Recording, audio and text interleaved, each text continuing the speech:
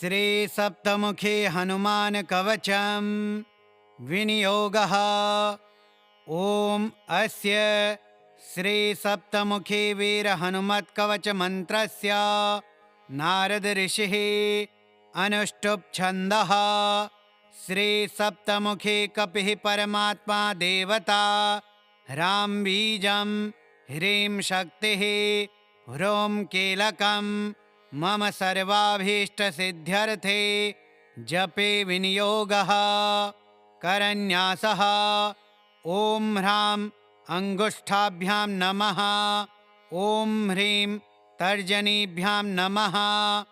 ओम ह्रौं मध्यमाभ्यां नमः। ओम ह्रैं अनामिकाभ्यां नमः। ओम ह्रौं कनिष्ठिकाभ्यां नमः। ओम ह्र करतलकरपृष्ठाभ्यां नमः। हृदयादिन्यासः ओम ह्रां हृदयाय नमः। ओम ह्रीं शिरसे स्वाहा।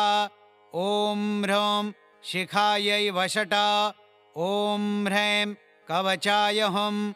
ओम ह्रां नेत्रत्रयाय वौषट। ओम ह्र अस्त्राय फट।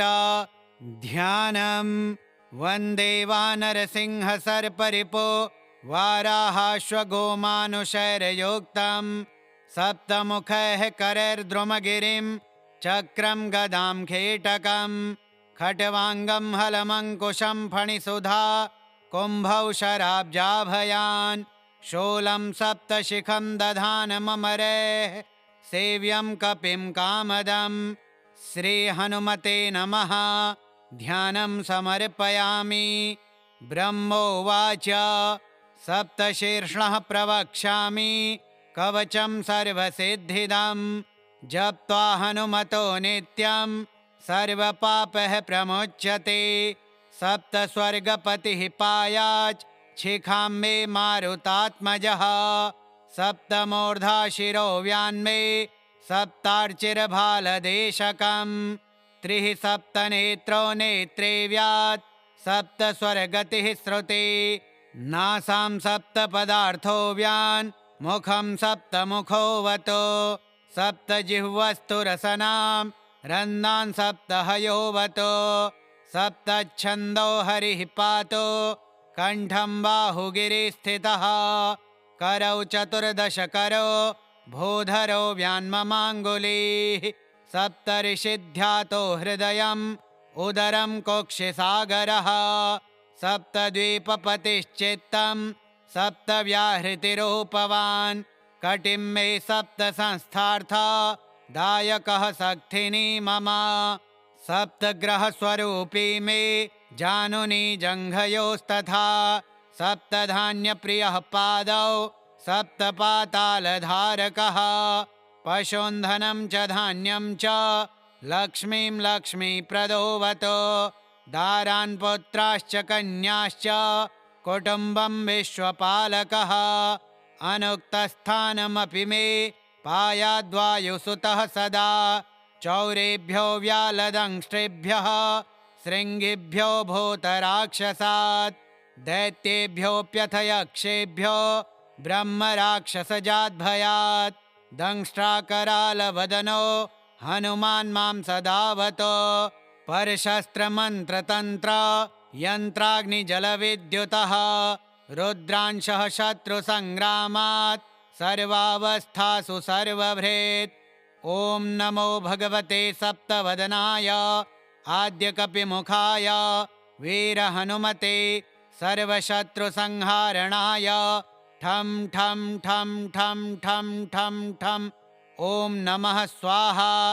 ॐ नमो भगवते सप्तवदनाय द्वितीयनारसिंहास्याय अत्युग्रतेजो वपुषे भीषणाय भयनाशनाय हं हं हं हं हं हं हं। ॐ नमः स्वाहा। ॐ नमो भगवते सप्तवदनाय तृतीयगरुडवक्त्राय वज्रदंष्ट्राय महाबलाय सर्वरोगविनाशाय मं मं मं मं मं मं मं। ॐ नमः स्वाहा। ॐ नमो भगवते सप्तवदनाय चतुर्थक्रोडतुण्डाय सौमित्रिरक्षकाय पुत्र्याद्यभिवृद्धिकराय लं लं लं लं लं लं लं ॐ नमः स्वाहा। ॐ नमो भगवते सप्तवदनाय पञ्चमाश्ववदनाय रुद्रमूर्तये सर्ववशीकरणाय सर्वनिगमस्वरूपाय रुं रुं रुं रुं रुं रुं रुं ॐ नमः स्वाहा। ॐ नमो भगवते सप्तवदनाय षष्ठगोमुखाय सूर्यस्वरूपाय सर्वरोगहराय मुक्तिदात्रे ॐ ॐ ॐ ॐ ॐ ॐ ॐ ॐ नमः स्वाहा। ॐ नमो भगवते सप्तवदनाय सप्तमानुषमुखाय रुद्रावताराय अञ्जनासुताय सकलदिग्यशो विस्तारकाय वज्रदेहाय सुग्रीवसहायकराय उदधिलङ्घनाय सीताशुद्धिकराय लङ्कादहनाय अनेकराक्षसान्तकाय रामानन्ददायकाय अनेकपर्वतोत्पाटकाय सेतुबन्धकाय कपिसैन्यनायकाय रावणान्तकाय ब्रह्मचर्याश्रमिणे कौपीनब्रह्मसूत्रधारकाय रामहृदयाय सर्वदुष्टग्रहनिवारणाय शाकिनी डाकिनी वेतालब्रह्मराक्षसभैरवग्रह यक्षग्रह पिशाचग्रह ब्रह्मग्रह क्षत्रियग्रह वैश्यग्रह शूद्रग्रहान्त्यजग्रह म्लेच्छग्रह सर्पग्रहोच्चाटकाय मम सर्वकार्यसाधकाय सर्वशत्रुसंहारकाय सिंहव्याघ्रादिदुष्टसत्त्वाकर्षकायै काहिकादि विविधज्वरच्छेदकाय पर्यन्त्रमन्त्रतन्त्रनाशकाय सर्वव्याधिनिक्रन्तकाय सर्पादिसर्वस्थावरजङ्गमविषस्तम्भनकराय सर्वराजभयचोरभय अग्निभयप्रशमनायाध्यात्मिका आधिदैविकाधिभौतिकतापत्रयनिवारणाय सर्वविद्या सर्वसम्पत् सर्वपुरुषार्थदायकाय असाध्यकार्यसाधकाय सर्ववरप्रदाय सर्वाभीष्टकराय ॐ ह्रां ह्रीं ह्रौं ह्रैं ह्रौं ह्र ॐ नमः स्वाहा। यैदं कवचं नित्यं सप्तास्यस्य हनुमतः त्रिसन्ध्यं जपते नित्यं सर्वशत्रुविनाशनं पुत्रपौत्रप्रदं सर्वं सम्पद्राज्यप्रदं परं सर्वरोगहरं चायुः कीर्तिदं पुण्यवर्धनं राजानं सवशं नीत्वा त्रैलोक्यविजयी भवेत्। इदं हि परमं गोप्यं देयं भक्तियुताय च न देयं भक्तिहीनाय दत्त्वा स निरयं व्रजेत्। नामानि सर्वाण्यपवर्गदानि रूपाणि विश्वानि च यस्य सन्ति कर्माणि दैवैरपि दुर्घटानि तं मारुतिं सप्तमुखं प्रपद्ये। ब्रह्मोवाच सप्तशीर्षः प्रवक्ष्यामि कवचं सर्वसिद्धिदं जप्त्वा हनुमतो नित्यं सर्वपापः प्रमुच्यते। सप्तस्वर्गपतिः पायाच् शिखां मे मारुतात्मजः सप्तमूर्धा शिरो व्यान्मे सप्तार्चिरभालदेशकं त्रिः सप्तनेत्रो नेत्रे व्यात् सप्तस्वरगतिः श्रुते नासां सप्तपदार्थो व्यान् मुखं सप्तमुखोऽवतो सप्तजिह्वस्तु रसनां रन्नान् सप्तहयोऽवतो सप्तच्छन्दो हरिः पातो कण्ठं बाहुगिरिस्थितः करौ चतुर्दशकरो भूधरो व्यान्ममाङ्गुलीः सप्तऋषिध्यातो हृदयम् उदरं कोक्षिसागरः सप्तद्वीपपतिश्चित्तं सप्तव्याहृतिरूपवान् कटिं मे सप्तसंस्थार्था दायकः शक्तिनी मम सप्तग्रहस्वरूपी मे जानुनी जङ्घयोस्तथा सप्तधान्यप्रियः पादौ सप्तपातालधारकः पशून्धनं च धान्यं च लक्ष्मीं लक्ष्मीप्रदोऽवतो दारान् पुत्राश्च कन्याश्च कुटुम्बं विश्वपालकः अनुक्तस्थानमपि मे पायाद्वायुसुतः सदा चौरेभ्यो व्यालदंष्ट्रेभ्यः शृङ्गिभ्यो भूतराक्षसात् दैत्येभ्योऽप्यथ यक्षेभ्यो ब्रह्मराक्षसजाद्भयात् दंष्ट्राकरालवदनो हनुमान् मां सदावतो परशस्त्रमन्त्रतन्त्र यन्त्राग्निजलविद्युतः रुद्रांशः शत्रुसङ्ग्रामात् सर्वावस्थासु सर्वभृत् ॐ नमो भगवते सप्तवदनाय आद्यकपिमुखाय वीरहनुमते सर्वशत्रुसंहारणाय ठं ठं ठं ठं ठं ठं ठं ॐ नमः स्वाहा ॐ नमो भगवते सप्तवदनाय द्वितीयनारसिंहास्याय अत्युग्रतेजो वपुषे भीषणाय भयनाशनाय हं हं हं हं हं हं हं ॐ नमः स्वाहा ॐ नमो भगवते सप्तवदनाय तृतीयगरुडवक्त्राय वज्रदंष्ट्राय महाबलाय सर्वरोगविनाशाय मं मं मं मं मं मं मं ॐ नमः स्वाहा ॐ नमो भगवते सप्तवदनाय चतुर्थक्रोडतुण्डाय सौमित्रिरक्षकाय पुत्र्याद्यभिवृद्धिकराय लं लं लं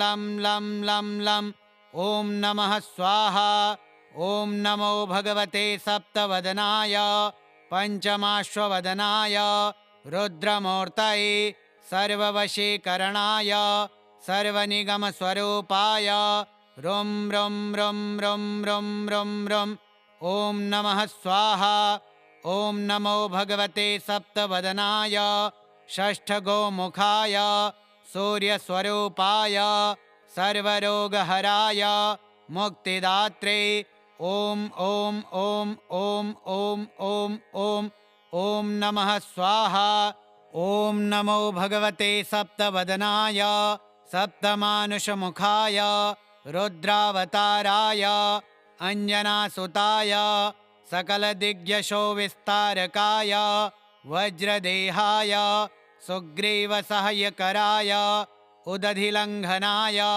सीताशुद्धिकराय लङ्कादहनाय अनेकराक्षसान्तकाय रामानन्ददायकाय अनेकपर्वतोत्पाटकाय सेतुबन्धकाय कपिसैन्यनायकाय रावणान्तकाय ब्रह्मचर्याश्रमिणे कौपीनब्रह्मसूत्रधारकाय रामहृदयाय सर्वदुष्टग्रहनिवारणाय शाकिनी डाकिनी वेतालब्रह्मराक्षसभैरवग्रह यक्षग्रह पिशाचग्रह ब्रह्मग्रह क्षत्रियग्रह वैश्यग्रह शूद्रग्रहान्त्यजग्रह म्लेच्छग्रह सर्पग्रहोच्चाटकाय मम सर्वकार्यसाधकाय सर्वशत्रुसंहारकाय सिंहव्याघ्रादिदुष्टसत्त्वाकर्षकायै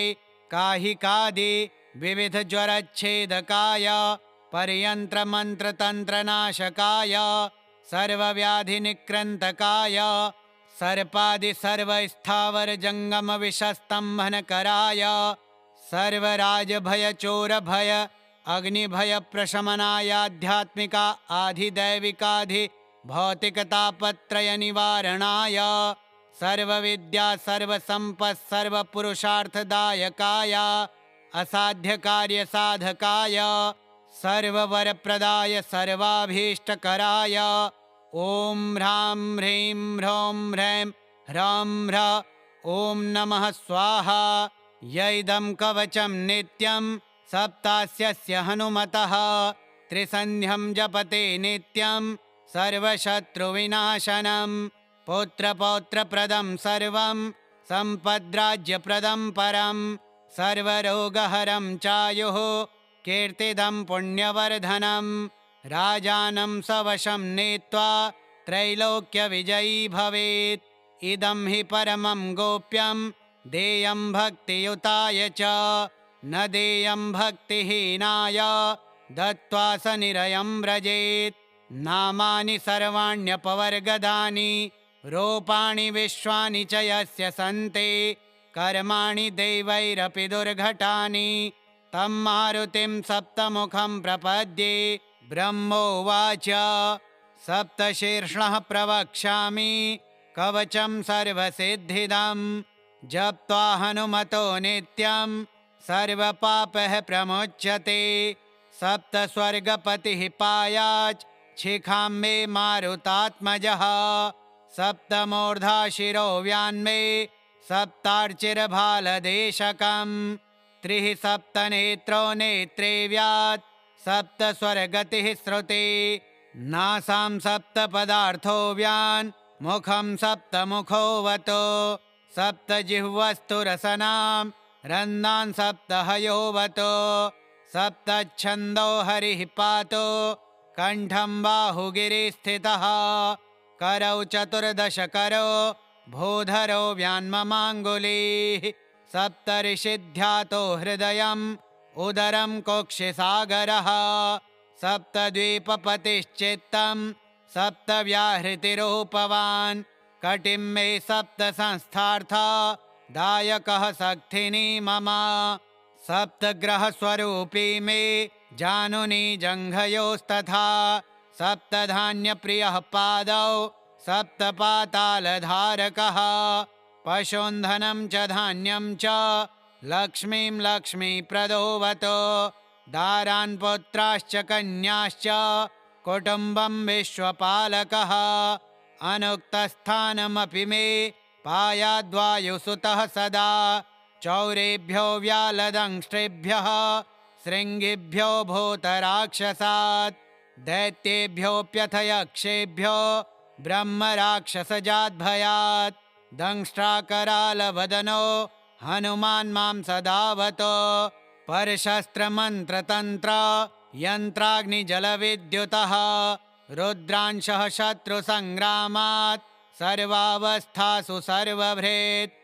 ॐ नमो भगवते सप्तवदनाय आद्यकपिमुखाय वीरहनुमते सर्वशत्रुसंहारणाय ठं ठं ठं ठं ठं ठं ठं। ॐ नमः स्वाहा।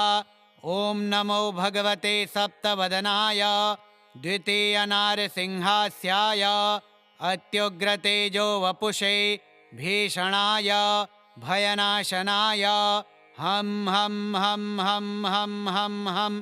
ॐ नमः स्वाहा। ॐ नमो भगवते सप्तवदनाय तृतीयगरुडवक्त्राय वज्रदंष्ट्राय महाबलाय सर्वरोगविनाशाय मं मं मं मं मं मं मं। ॐ नमः स्वाहा। ॐ नमो भगवते सप्तवदनाय चतुर्थक्रोडतुण्डाय सौमित्रिरक्षकाय पुत्र्याद्यभिवृद्धिकराय लं लं लं लं लं लं लं। ॐ नमः स्वाहा। ॐ नमो भगवते सप्तवदनाय पञ्चमाश्ववदनाय रुद्रमूर्तये सर्ववशीकरणाय सर्वनिगमस्वरूपाय रुं रुं रुं रुं रुं रुं रुं। ॐ नमः स्वाहा। ॐ नमो भगवते सप्तवदनाय षष्ठगोमुखाय सूर्यस्वरूपाय सर्वरोगहराय मुक्तिदात्रे ॐ ॐ ॐ ॐ ॐ ॐ ॐ। ॐ नमः स्वाहा। ॐ नमो भगवते सप्तवदनाय सप्तमानुषमुखाय रुद्रावताराय अञ्जनासुताय सकलदिग्यशो विस्तारकाय वज्रदेहाय सुग्रीवसहायकराय उदधिलङ्घनाय सीताशुद्धिकराय लङ्कादहनाय अनेकराक्षसान्तकाय रामानन्ददायकाय अनेकपर्वतोत्पाटकाय सेतुबन्धकाय कपिसैन्यनायकाय रावणान्तकाय ब्रह्मचर्याश्रमिणे कौपीनब्रह्मसूत्रधारकाय रामहृदयाय सर्वदुष्टग्रहनिवारणाय शाकिनी डाकिनी वेतालब्रह्मराक्षसभैरवग्रह यक्षग्रह पिशाचग्रह ब्रह्मग्रह क्षत्रियग्रह वैश्यग्रह शूद्रग्रहान्त्यजग्रह म्लेच्छग्रह सर्पग्रहोच्चाटकाय मम सर्वकार्यसाधकाय सर्वशत्रुसंहारकाय सिंहव्याघ्रादिदुष्टसत्त्वाकर्षकायै काहिकादि विविधज्वरच्छेदकाय पर्यन्त्रमन्त्रतन्त्रनाशकाय सर्वव्याधिनिक्रन्तकाय सर्पदिसर्वस्थावरजङ्गमविषस्तम्भनकराय सर्वराजभयचोरभय अग्निभयप्रशमनायाध्यात्मिका आधिदैविकाधिभौतिकतापत्रयनिवारणाय सर्वविद्या सर्वसम्पत् सर्वपुरुषार्थदायकाय असाध्यकार्यसाधकाय सर्ववरप्रदाय सर्वाभीष्टकराय ॐ ह्रां ह्रीं ह्रौं ह्रैं ह्रौं ह्र ॐ नमः स्वाहा यैदं कवचं नित्यं सप्तास्यस्य हनुमतः त्रिसन्ध्यं जपते नित्यं सर्वशत्रुविनाशनं पुत्रपौत्रप्रदं सर्वं सम्पद्राज्यप्रदं परं सर्वरोगहरं चायुः कीर्तिदं पुण्यवर्धनं राजानं सवशं नीत्वा त्रैलोक्यविजयी भवेत् इदं हि परमं गोप्यं देयं भक्तियुताय च न देयं भक्तिहीनाय दत्त्वा स निरयं व्रजेत् नामानि सर्वाण्यपवर्गदानि रूपाणि विश्वानि च यस्य सन्ति कर्माणि दैवैरपि दुर्घटानि तं मारुतिं सप्तमुखं प्रपद्ये ब्रह्मोवाच सप्तशीर्षः प्रवक्ष्यामि कवचं सर्वसिद्धिदं जप्त्वा हनुमतो नित्यं सर्वपापः प्रमुच्यते सप्तस्वर्गपतिः पायाच् शिखां मे मारुतात्मजः सप्तमूर्धाशिरो व्यान्मे सप्तार्चिरभालदेशकं त्रिः सप्तनेत्रो नेत्रे व्यात् सप्तस्वरगतिः श्रुते नासां सप्तपदार्थो व्यान् मुखं सप्तमुखोऽवतो सप्तजिह्वस्तु रसनां रन्नान् सप्तहयोऽवतो सप्तच्छन्दो हरिः पातो कण्ठं बाहुगिरिस्थितः करौ चतुर्दशकरो भूधरो व्यान्ममाङ्गुलीः सप्तऋषिध्यातो हृदयम् उदरं कोक्षिसागरः सप्तद्वीपपतिश्चित्तं सप्तव्याहृतिरूपवान् कटिं मे सप्तसंस्थार्था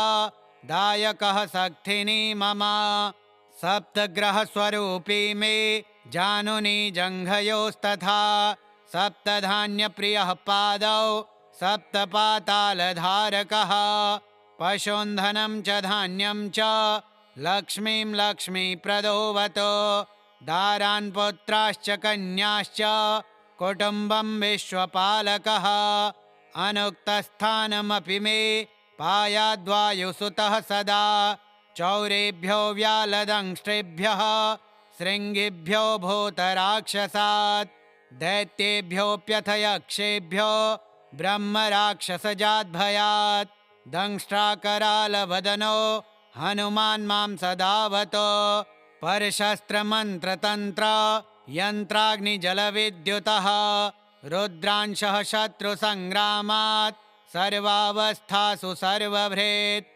ॐ नमो भगवते सप्तवदनाय आद्यकपिमुखाय वीरहनुमते सर्वशत्रुसंहारणाय ठं ठं ठं ठं ठं ठं ठं ॐ नमः स्वाहा ॐ नमो भगवते सप्तवदनाय द्वितीयनारसिंहास्याय अत्युग्रतेजो वपुषे भीषणाय भयनाशनाय हं हं हं हं हं हं हं ॐ नमः स्वाहा। ॐ नमो भगवते सप्तवदनाय तृतीयगरुडवक्त्राय वज्रदंष्ट्राय महाबलाय सर्वरोगविनाशाय मं मं मं मं मं मं मं ॐ नमः स्वाहा। ॐ नमो भगवते सप्तवदनाय चतुर्थक्रोडतुण्डाय सौमित्रिरक्षकाय पुत्र्याद्यभिवृद्धिकराय लं लं लं लं लं लं लं ॐ नमः स्वाहा। ॐ नमो भगवते सप्तवदनाय पञ्चमाश्ववदनाय रुद्रमूर्तये सर्ववशीकरणाय सर्वनिगमस्वरूपाय रुं रुं रुं रुं रुं रुं रुं ॐ नमः स्वाहा। ॐ नमो भगवते सप्तवदनाय षष्ठगोमुखाय सूर्यस्वरूपाय सर्वरोगहराय मुक्तिदात्रे ॐ ॐ ॐ ॐ ॐ ॐ ॐ ॐ नमः स्वाहा। ॐ नमो भगवते सप्तवदनाय सप्तमानुषमुखाय रुद्रावताराय अञ्जनासुताय सकलदिग्यशो विस्तारकाय वज्रदेहाय सुग्रीवसहायकराय उदधिलङ्घनाय सीताशुद्धिकराय लङ्कादहनाय अनेकराक्षसान्तकाय रामानन्ददायकाय अनेकपर्वतोत्पाटकाय सेतुबन्धकाय कपिसैन्यनायकाय रावणान्तकाय ब्रह्मचर्याश्रमिणे कौपीनब्रह्मसूत्रधारकाय रामहृदयाय सर्वदुष्टग्रहनिवारणाय शाकिनी डाकिनी वेतालब्रह्मराक्षसभैरवग्रह यक्षग्रह पिशाचग्रह ब्रह्मग्रह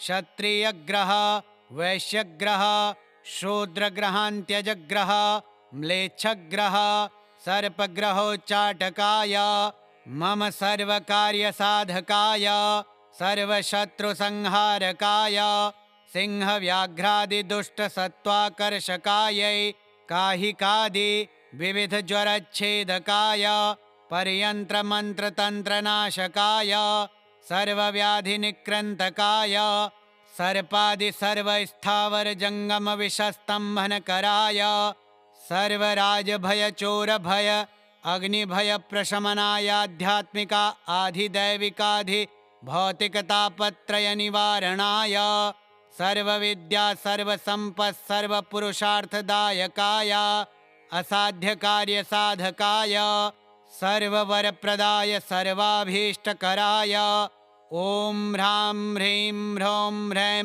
ह्रौं ह्र ॐ नमः स्वाहा।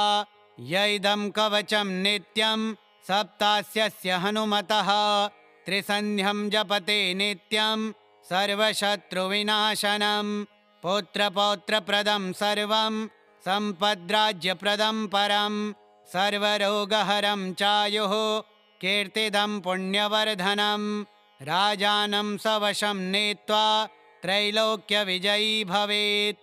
इदं हि परमं गोप्यं देयं भक्तियुताय च न देयं भक्तिहीनाय दत्त्वा स निरयं व्रजेत्।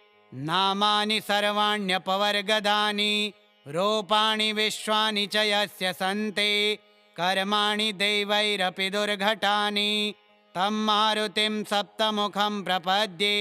ब्रह्मोवाच सप्तशीर्षणः प्रवक्ष्यामि कवचं सर्वसिद्धिदं जप्त्वा हनुमतो नित्यं सर्वपापः प्रमुच्यते। सप्तस्वर्गपतिः पायाच् शिखां मे मारुतात्मजः सप्तमूर्धा शिरो व्यान्मे सप्तार्चिरभालदेशकं त्रिः सप्तनेत्रो नेत्रे व्यात् सप्तस्वरगतिः श्रुते नासां सप्तपदार्थो व्यान् मुखं सप्तमुखोऽवतो सप्तजिह्वस्तु रसनां रन्दान् सप्तहयोवतो सप्तच्छन्दो हरिः पातो कण्ठं बाहुगिरिस्थितः करौ चतुर्दशकरो भूधरो व्यान्ममाङ्गुलीः सप्तर्षिध्यातो हृदयम् उदरं कोक्षिसागरः सप्तद्वीपपतिश्चित्तं सप्तव्याहृतिरूपवान् कटिं मे सप्त संस्थार्था दायकः सख्थिनी मम सप्तग्रहस्वरूपी मे जानुनी जङ्घयोस्तथा सप्तधान्यप्रियः पादौ सप्तपातालधारकः पशून्धनं च धान्यं च लक्ष्मीं लक्ष्मीप्रदोवतो दारान् पुत्राश्च कन्याश्च कुटुम्बं विश्वपालकः अनुक्तस्थानमपि मे पायाद्वायुसुतः सदा चौरेभ्यो व्यालदंष्ट्रेभ्यः शृङ्गिभ्यो भूतराक्षसात् दैत्येभ्योऽप्यथ यक्षेभ्यो ब्रह्मराक्षसजाद्भयात् दंष्ट्राकरालवदनो हनुमान् मां सदावतो परशस्त्रमन्त्रतन्त्र यन्त्राग्निजलविद्युतः रुद्रांशः शत्रुसङ्ग्रामात् सर्वावस्थासु सर्वभृत् ॐ नमो भगवते सप्तवदनाय आद्यकपिमुखाय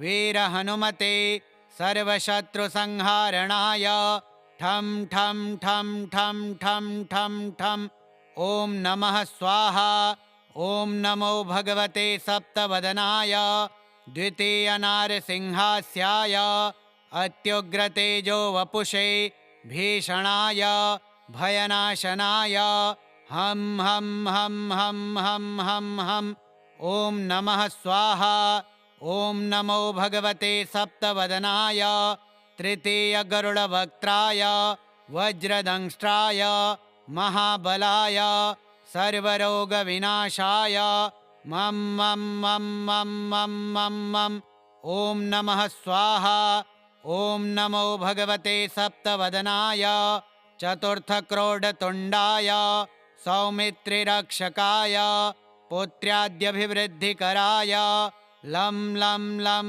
लं लं लं लं ॐ नमः स्वाहा ॐ नमो भगवते सप्तवदनाय पञ्चमाश्ववदनाय रुद्रमूर्तये सर्ववशीकरणाय सर्वनिगमस्वरूपाय रुं रुं रुं रुं रुं रुं रुं ॐ नमः स्वाहा ॐ नमो भगवते सप्तवदनाय षष्ठगोमुखाय सूर्यस्वरूपाय सर्वरोगहराय मुक्तिदात्रे ॐ ॐ ॐ ॐ ॐ ॐ ॐ ॐ नमः स्वाहा ॐ नमो भगवते सप्तवदनाय सप्तमानुषमुखाय रुद्रावताराय अञ्जनासुताय सकलदिग्यशो विस्तारकाय वज्रदेहाय सुग्रीवसहायकराय उदधिलङ्घनाय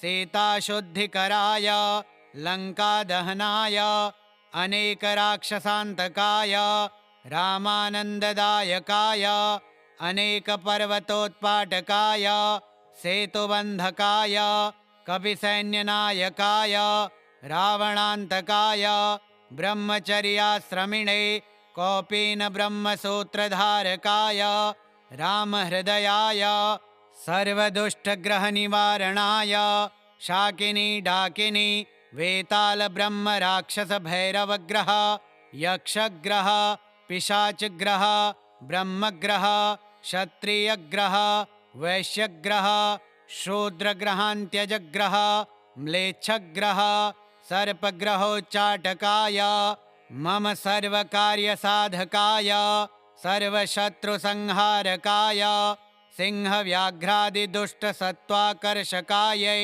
काहिकादि विविधज्वरच्छेदकाय पर्यन्त्रमन्त्रतन्त्रनाशकाय सर्वव्याधिनिक्रन्तकाय सर्पादिसर्वस्थावरजङ्गमविषस्तम्भनकराय सर्वराजभयचोरभय अग्निभयप्रशमनायाध्यात्मिका आधिदैविकाधि भौतिकतापत्रयनिवारणाय सर्वविद्या सर्वसम्पत् सर्वपुरुषार्थदायकाय असाध्यकार्यसाधकाय सर्ववरप्रदाय सर्वाभीष्टकराय ॐ ह्रां ह्रीं ह्रौं ह्रैं ह्रौं ह्रः ॐ नमः स्वाहा।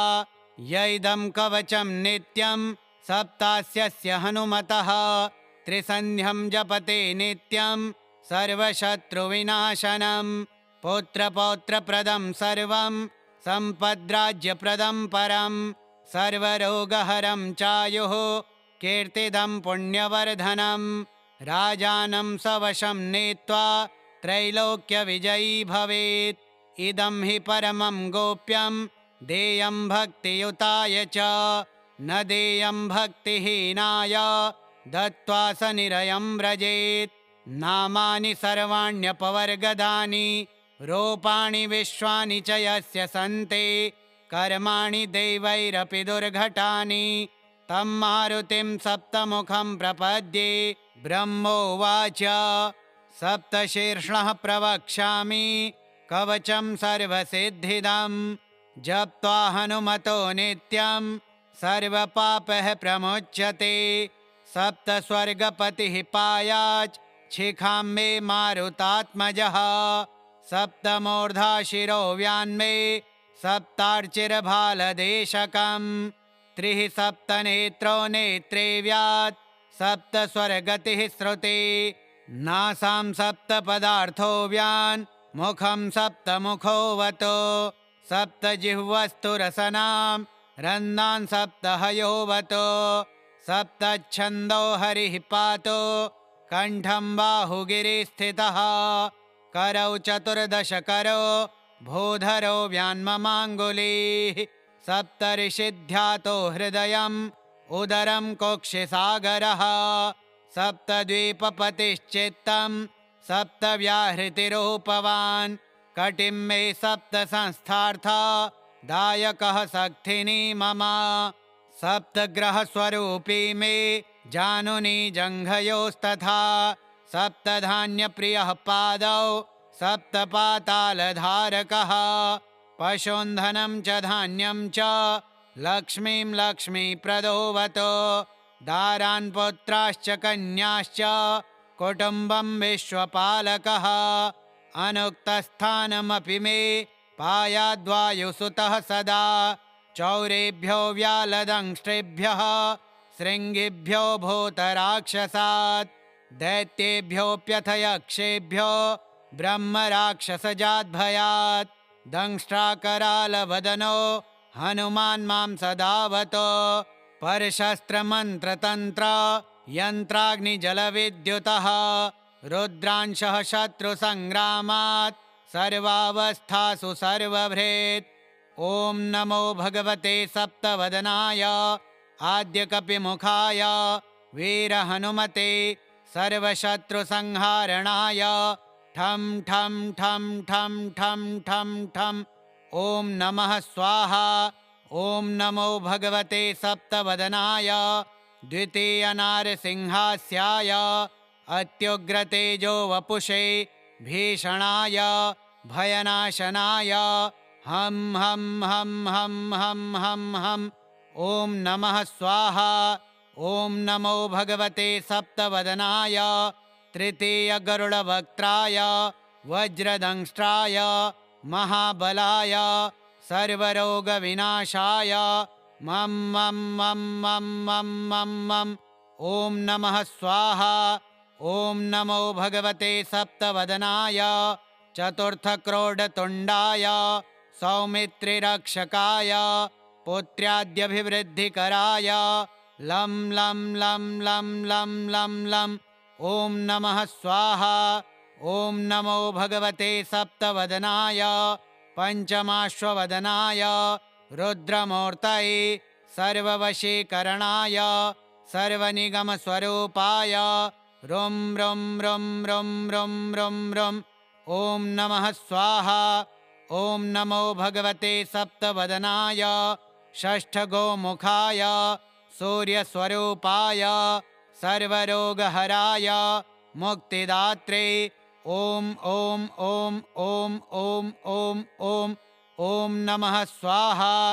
ॐ नमो भगवते सप्तवदनाय सप्तमानुषमुखाय रुद्रावताराय अञ्जनासुताय सकलदिग्यशो विस्तारकाय वज्रदेहाय सुग्रीवसहायकराय उदधिलङ्घनाय सीताशुद्धिकराय लङ्कादहनाय अनेकराक्षसान्तकाय रामानन्ददायकाय अनेकपर्वतोत्पाटकाय सेतुबन्धकाय कपिसैन्यनायकाय रावणान्तकाय ब्रह्मचर्याश्रमिणे कौपीनब्रह्मसूत्रधारकाय रामहृदयाय सर्वदुष्टग्रहनिवारणाय शाकिनी डाकिनी वेतालब्रह्मराक्षसभैरवग्रह यक्षग्रह पिशाचग्रह ब्रह्मग्रह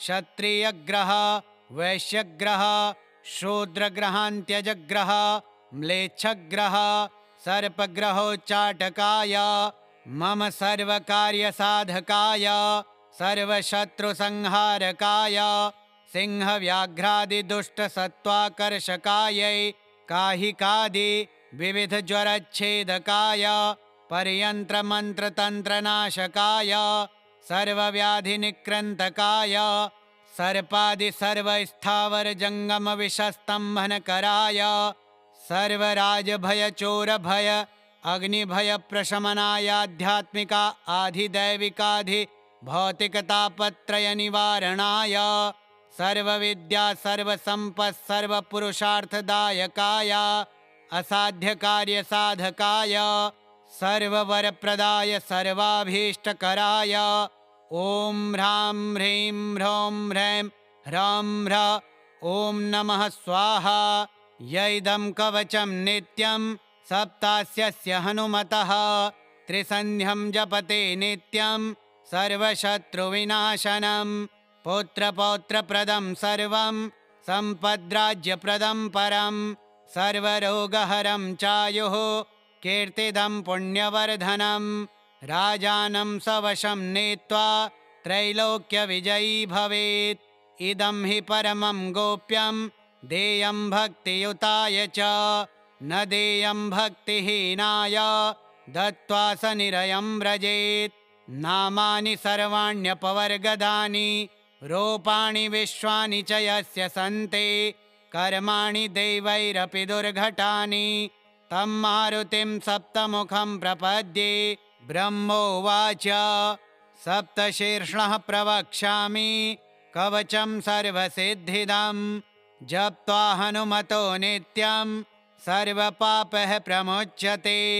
सप्तस्वर्गपतिः पायाच् शिखां मे मारुतात्मजः सप्तमूर्धा शिरो व्यान्मे सप्तार्चिरभालदेशकं त्रिः सप्तनेत्रो नेत्रे व्यात् सप्तस्वरगतिः श्रुते नासां सप्तपदार्थो व्यान् मुखं सप्तमुखोऽवतो सप्तजिह्वस्तु रसनां रन्नान् सप्तहयोऽवतो सप्तच्छन्दो हरिः पातो कण्ठं बाहुगिरिस्थितः करौ चतुर्दशकरो भूधरो व्यान्ममाङ्गुलीः सप्तऋषिध्यातो हृदयम् उदरं कोक्षिसागरः सप्तद्वीपपतिश्चित्तं सप्तव्याहृतिरूपवान् कटिं मे सप्तसंस्थार्था दायकः शक्तिनी मम सप्तग्रहस्वरूपी मे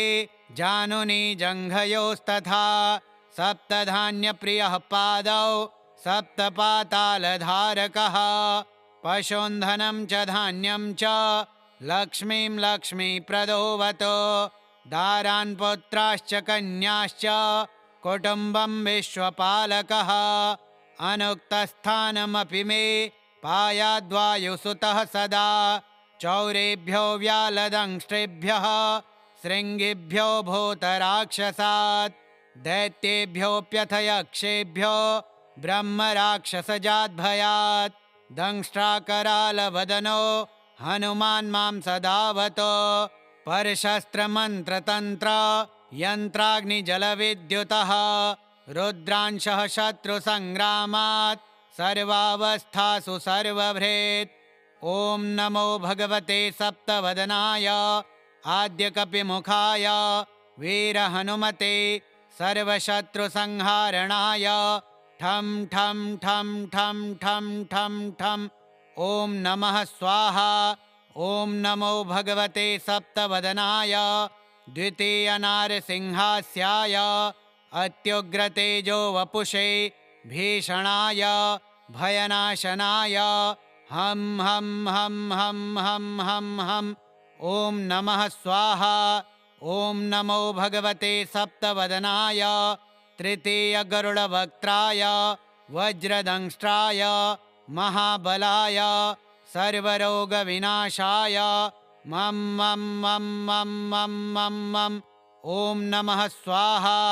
ॐ नमो भगवते सप्तवदनाय चतुर्थक्रोडतुण्डाय सौमित्रिरक्षकाय पुत्र्याद्यभिवृद्धिकराय लं लं लं लं लं लं लं। ॐ नमः स्वाहा। ॐ नमो भगवते सप्तवदनाय पञ्चमाश्ववदनाय रुद्रमूर्तये सर्ववशीकरणाय सर्वनिगमस्वरूपाय रुं रुं रुं रुं रुं रुं रुं। ॐ नमः स्वाहा। ॐ नमो भगवते सप्तवदनाय षष्ठगोमुखाय सूर्यस्वरूपाय सर्वरोगहराय मुक्तिदात्रे ॐ ॐ ॐ ॐ ॐ ॐ ॐ। ॐ नमः स्वाहा। ॐ नमो भगवते सप्तवदनाय सप्तमानुषमुखाय रुद्रावताराय अञ्जनासुताय सकलदिग्यशोविस्तारकाय वज्रदेहाय सुग्रीवसहायकराय उदधिलङ्घनाय सीताशुद्धिकराय लङ्कादहनाय अनेकराक्षसान्तकाय रामानन्ददायकाय अनेकपर्वतोत्पाटकाय सेतुबन्धकाय कपिसैन्यनायकाय रावणान्तकाय ब्रह्मचर्याश्रमिणे कौपीनब्रह्मसूत्रधारकाय रामहृदयाय सर्वदुष्टग्रहनिवारणाय शाकिनी डाकिनी वेतालब्रह्मराक्षसभैरवग्रह यक्षग्रह पिशाचग्रह ब्रह्मग्रह क्षत्रियग्रह वैश्यग्रह शूद्रग्रहान्त्यजग्रह म्लेच्छग्रह सर्पग्रहोच्चाटकाय मम सर्वकार्यसाधकाय सर्वशत्रुसंहारकाय सिंहव्याघ्रादिदुष्टसत्त्वाकर्षकायै काहिकादि विविधज्वरच्छेदकाय पर्यन्त्रमन्त्रतन्त्रनाशकाय सर्वव्याधिनिक्रन्तकाय सर्पदिसर्वस्थावरजङ्गमविषस्तम्भनकराय सर्वराजभयचोरभय अग्निभयप्रशमनायाध्यात्मिका आधिदैविकाधिभौतिकतापत्रयनिवारणाय सर्वविद्या सर्वसम्पत् सर्वपुरुषार्थदायकाय असाध्यकार्यसाधकाय सर्ववरप्रदाय सर्वाभीष्टकराय ॐ ह्रां ह्रीं ह्रौं ह्रैं ह्रौं ह्र। ॐ नमः स्वाहा।